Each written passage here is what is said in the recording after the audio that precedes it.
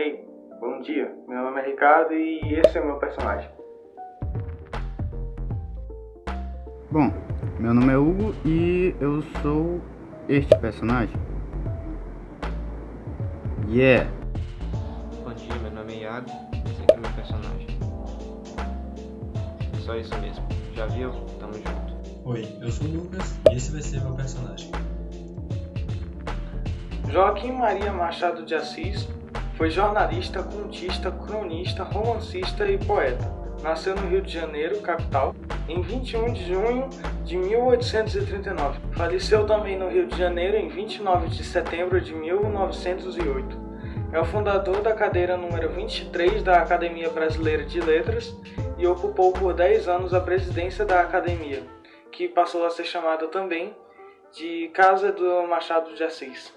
Machado era considerado por muitos o maior escritor negro de todos os tempos, considerado também o introdutor do realismo no Brasil, com Memórias Póstumas de Brás Cubas, Dom Casmurro e Quincas Borba, sendo Dom Casmurro o terceiro na trilogia realista de Machado. A infância de Machado foi bem difícil. Era pobre, negro, gago e epilético. Apesar disso, subiu na vida estudando sozinho. O livro foi lançado em 1899. Já a história se passa em 1857, no período do Segundo Reinado no Rio de Janeiro. O Machado de Assis escreveu Dom Casmurro não por um único e exclusivo motivo, mas por um conjunto de motivos, sendo 4 os principais. Primeiro, ele queria mostrar que não era realmente necessário expressar sentimentos de forma exagerada, como José de Alencar ou Álvares de Azevedo, para se passar a mensagem desejada. Também queria escapar da monotonia e ao mesmo tempo relembrar do passado. Ao construir toda uma vida, ele relembra da própria, dizia ele. E quarto, era de enriquecer a cultura nacional, já que ele valorizava muito a cultura e a educação. O público-alvo de Machado de Assis sempre envolveu a burguesia da época. Com Dom Casmurro tentava incitar que burgueses e principalmente suas filhas lessem suas obras, mas com a mudança brusca na arquitetura do enredo não foi tão bem recebido na época.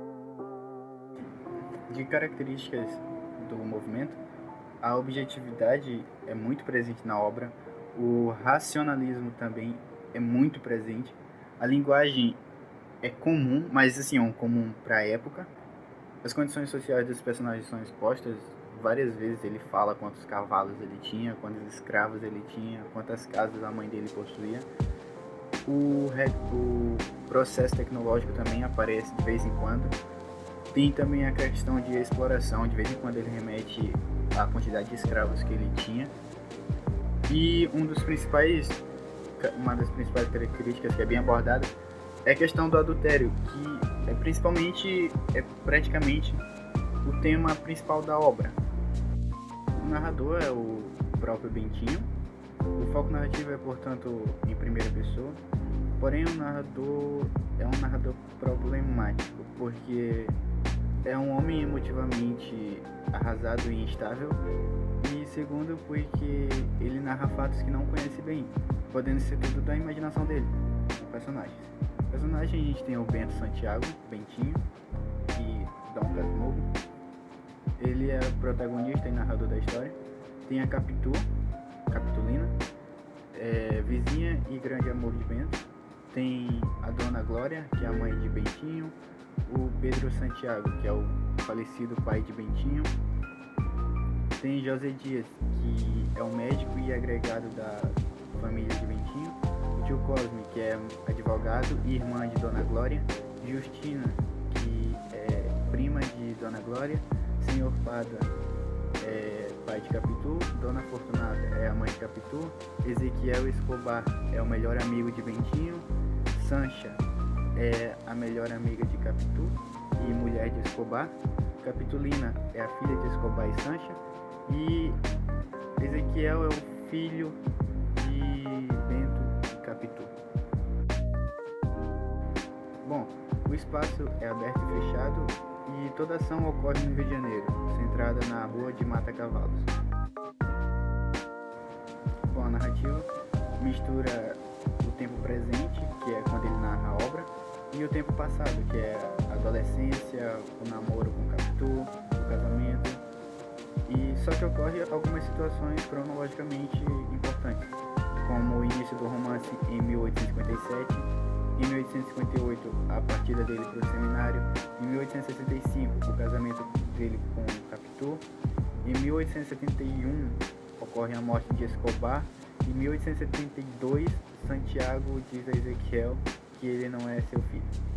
O romance é narrado pelo próprio Bentinho, e a história começa com a intenção da mãe dele de enviá-lo para o seminário para ele se tornar padre, devido a uma promessa que ela havia feito quando ele nasceu. Embora ele tenha tentado reverter essa situação, ele acaba indo para o seminário, só que antes dele ir, ele dá um beijo em Capitu e promete que não vai se tornar padre de jeito nenhum. No seminário ele acaba conhecendo seu melhor amigo Escobar. Arrependida da promessa que havia feito, Glória pretende falar com o Papa para tirar o filho do seminário, e Escobar oferece uma solução. Como ela havia prometido que faria um menino sacerdote, não necessariamente seria o filho dela. Assim, Bentinho sai do seminário e em seu lugar é colocado um escravo para se tornar padre. Mais adiante, Bento vai estudar direito, ele acaba se formando e depois se casa com Capitu. O seu amigo Escobar acaba se casando com uma amiga de Capitu chamada Sancha, e eles dois têm uma filha chamada Capitolina. Depois de um tempo, Capitu fica grávida e o nome da criança seria Ezequiel, em homenagem ao amigo Escobar. Com a chegada do filho Ezequiel, o Bento começa a desconfiar de sua esposa, porque Ezequiel era muito parecido fisicamente com Escobar. Num dos momentos da trama, Escobar acaba morrendo, afogado, e Bentinho permanece com a dúvida da traição de Capitu, o que gera diversas discussões entre eles. Num momento de fúria e confusão, ele até tenta matar a criança, mas Capitu chega na sala e impede. Aí ele começa a gritar com o filho e dizer que Ezequiel não é filho dele. Os dois se separam e depois de um tempo Capitu acaba falecendo no exterior. Após a morte da mãe, o filho tenta a reaproximação com seu pai, que o rejeita novamente. Por fim, o filho acaba morrendo de febre tifoide numa expedição em Jerusalém. Bento constrói uma casa antiga na rua em que vivia quando era criança e relembra dos momentos de sua vida lá. Dom Casmurro, de Machado de Assis, é um livro bem interessante, que traz consigo um questionamento que perdura até hoje. Capitu traiu ou não traiu? São tantas perguntas e poucas respostas, ou até mesmo nenhuma. O narrador da história, o próprio Dom Casmurro, já começa a narrativa explicando o porquê de seu nome. E esse é o trecho que ele explica. Casmurro não está aqui no sentido que eles lhe dão, mas no que ele pôs vulgo de homem calado e metido consigo. Dom veio por ironia, para atribuir-me fumos de fidalgo.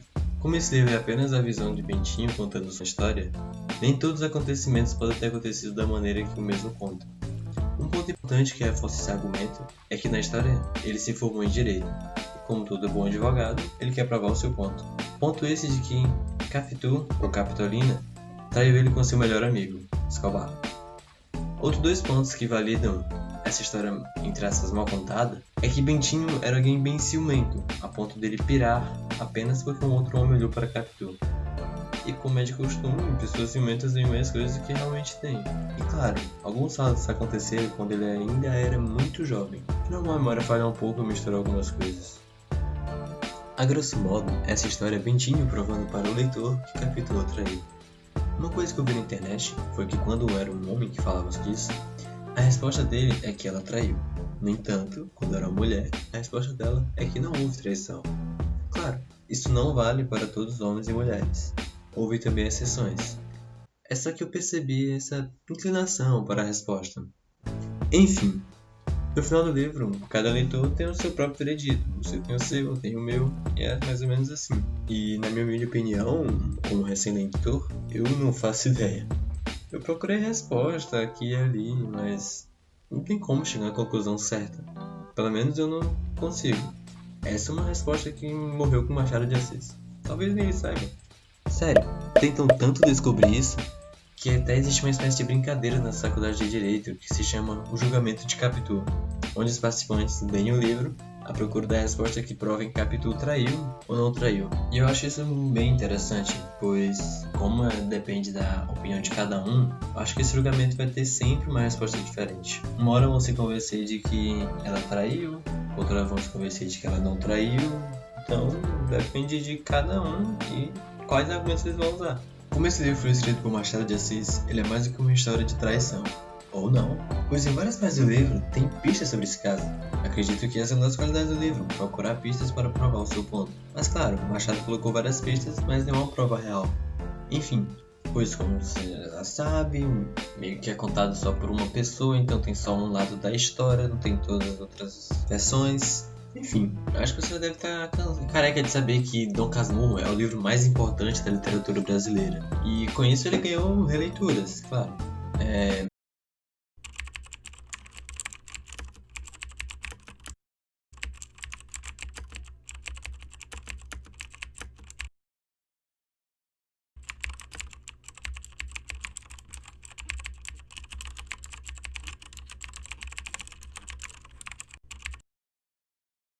Mas o que eu quero citar aqui é o Otelo Brasileiro de Machado de Assis, que foi escrito pela escritora e professora Helen Caldwell, uma estadunidense que tinha tendências brasilianísticas. Bem, nessa releitura ela fala a influência de Shakespeare na obra de Machado, e também uma coisa especial dessa releitura é que tem um capítulo inteiro apenas sobre a defesa de Capitu.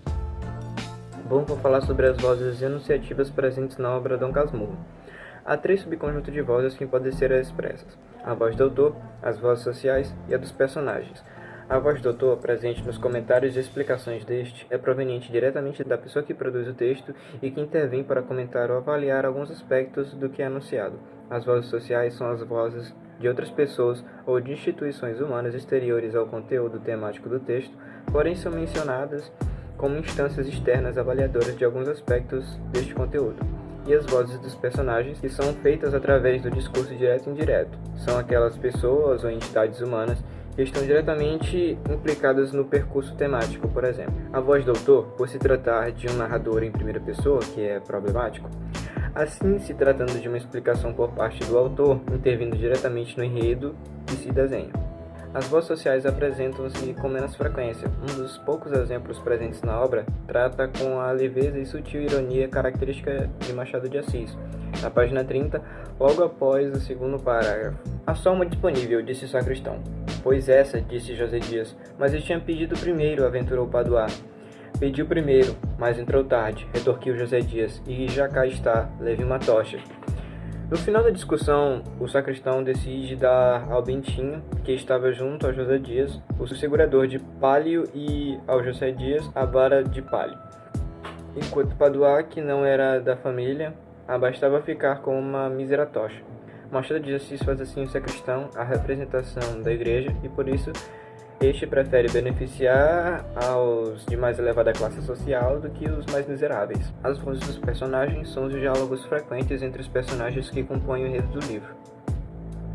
Agora eu vou falar sobre os principais problemas abordados na obra. Machado aborda alguns temas de relevância social, como a marginalização da mulher e das pessoas menos elevadas socialmente, como Capitu. Se casa com Bentinho, os problemas começam a aparecer, dando a ideia de que Capitu, mulher pobre, ao se envolver com um homem rico, perturbaria assim o equilíbrio das coisas. Além de temas como adultério, a falsidade, tanto de mulher quanto de homens, a impotência do homem diante de instâncias poderosas e a fragilidade humana. Para início de conversa, primeiramente é preciso definir 2 situações hipotéticas, que são a opinião transmitida pelo narrador, o Bentinho no caso, e o que é possível perceber que realmente acontece através da análise do que ele retrata. Falando sobre a imagem representada pelo Bentinho, a mulher é quase um objeto de propriedade masculina, ao qual deve se submeter a este, sendo considerada como argilosa, fingida, pervertida e dissimulada, enquanto o homem é aquele que obtém a experiência e é dono de ambos, no caso de si mesmo e da mulher. Já no que se é possível notar na obra, é totalmente o contrário, já que é possível perceber que Capitu sobressai nas situações de risco, quando eles são pegos juntos, ela consegue tomar controle da situação, enquanto Bentinho ele fica basicamente congelado e não sabe o que fazer. Bom, o narrador coloca a mulher em uma posição de inferioridade e vinculando uma imagem negativa a essa mulher, no caso ela sendo adúltera, vista pelos críticos como motivo da ruína emocional do narrador, que provoca a queda do relacionamento entre eles. Essa representação é fruto dos ensinamentos passados a Bentinho desde cedo por sua família, como é possível observar durante a representação que este mesmo faz do retrato que havia em sua casa, em que se encontravam sua mãe e seu pai. Esse trecho aqui. São retratos que valem por originais. O de minha mãe, estendendo a flor ao marido, parece dizer: sou toda sua, meu guapo cavaleiro. O do meu pai, olhando para a gente, faz este comentário: vejam como essa mulher me quer. Então, basicamente, ele esclarece o que a maioria dos retratos daquela época definiam, ou seja, a maioria das famílias representavam naquilo lá. Bom, esta representação serve para vincular a imagem da mulher como alguém que precisasse ou necessitasse do homem, como é possível perceber na representação desse texto. Ao decorrer da obra, é possível perceber que Bentinho fica completamente atordoado em qualquer uma das situações em que estes eram flagrados juntos, sendo as situações de risco a qual citei, sendo Capitu aquela que tomava controle da situação. Enquanto ele não se mexia ou proferia uma palavra, optando pelo silêncio, Capitu conseguia se recompor imediatamente, e isso assustava, porque lhe parecia estranho que a menina possuía a capacidade de fingir, de mentir e encobrir verdades. É a imagem de mentirosa e fingida que o narrador passa ao leitor de que Capitu é rápida e ágil o bastante para sair de uma situação embaraçosa. Ou seja, ele já está construindo a opinião do leitor para pensar no final da obra que ela realmente traiu ele, porque ela é capaz de mentir e de encobrir verdades. Ou seja, que naquele tempo não era aceito que uma mulher pudesse ser independente e que pudesse ter opinião forte. Ou seja, se ela tivesse isso, ela é considerada mentirosa, ardilosa. E para todo esse tipo de situação, ela precisava do homem. Isso tudo faz parte de uma armadilha narrativa para nos mostrar que sua futura esposa já possuía desde menino o germe da falsidade, do caráter de traidora. O que ele não mostra é a sua covardia, a sua incapacidade de saber lidar com situações adversas e nem aceitar que uma mulher se saia melhor do que ele em momentos como este. É possível ver em algumas partes da obra em que, quando Capitu é a que dá o primeiro passo para beijar Bentinho, que este retrata como se ela estivesse agarrando ele, tomando ele de assalto. E esse tipo de representação do feminino, de uma mulher que toma um de assalto, que o surpreende por alguma característica ou atitude negativa e mesmo prejudicial, pode ser percebido durante toda a narrativa. A força de Capitu se transforma em algo perigoso. Por se tratar ainda da primeira parte do romance, sabemos que o narrador está construindo o alicerce para justificar sua teoria de ter sido traído pela mulher, que segundo ele já dava sinais de autoritarismo, controle de situação, engenhosidade, esse tipo de coisa. Bom, agora basicamente vou falar sobre a abordagem temática da obra, e dependendo da análise acerca da obra Dom Casmurro, podemos considerar o tema central sendo o adultério supostamente cometido por Capitu, ou até mesmo o ciúme de Bentinho, no qual é possível perceber-se uma representação dos atos cometidos pelos imperadores César, Augusto, Nero, ou até mesmo uma representação de Otelo, escrito por Shakespeare, no qual este teve que matar sua esposa pelo mesmo motivo, porque em ambos os casos as mulheres foram acusadas de adultério. E na obra, a mãe de Bentinho promete sacrificar, ou seja, ceder ele para a vida eclesiástica. E, no entanto, este com Capitu conseguem evitar este. O livro permite um estudo de casos de direito, pois temos Dom Casmurro, ou seja, Bentinho, formado em direito, sendo o acusador e o juiz de Capitu. Ele também é a única testemunha, ou seja, é a única pessoa que pode retratar os fatos que aconteceram, porque basicamente só ele que sobreviveu. E você tem somente acesso à versão da história que ele conta, ou seja, somente por meio de seu ponto de vista super ciumento, considerando que o contexto de narração deste livro é de um velho amargurado que escreve o seu próprio julgamento de sua esposa, considerando esta como uma traidora.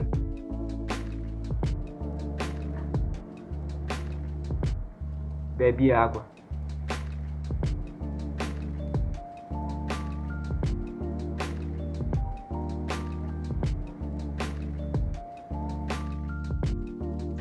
Acabou?